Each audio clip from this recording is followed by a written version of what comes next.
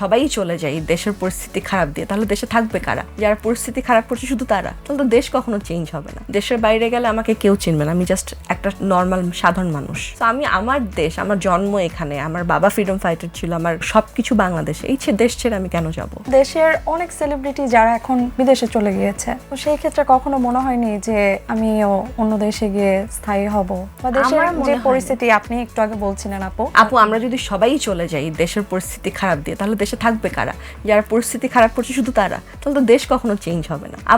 আমরা যারা ঠিকঠাক মতো বুঝি যে কোনটা অন্যায়, কোনটা করা যাবে, কোনটা করা যাবে না, আমরাই যদি সবাই দেশ ছেড়ে চলে যাই, তাহলে তো দেশটা থাকবেই না। তখন তো একটা চোরবাটপাড়ের দেশ হয়ে যাবে। আমি এখানে শবনম ফারিয়া, এখানে মানুষ আমাকে শবনম ফারিয়া বানিয়েছে। দেশের বাইরে গেলে আমাকে কেউ চিনবে না, আমি জাস্ট একটা নর্মাল সাধারণ মানুষ। এখানে আমি যে ধরনের মানুষের কাছ থেকে ভালোবাসা পাই, অ্যাপ্রিসিয়েশন পাই, সেটা তো আসলে বিদেশে আমি কোথাও পাবো না। এখানে আমি একটা স্ট্যাটাস দিলে সেটা নিয়ে মানুষ আলোচনা করে, সেখানে আমি কি স্ট্যাটাস দিলাম, কি করলাম, তাতে মানুষের কিছু আসে যায় না। তো আমি আমার দেশ, আমার জন্ম এখানে, আমার বাবা ফ্রিডম ফাইটার ছিল, আমার সবকিছু বাংলাদেশে, এই দেশ ছেড়ে আমি কেন যাব? পার্মানেন্টলি এই দেশ ছেড়ে আমি কোথাও যাব না।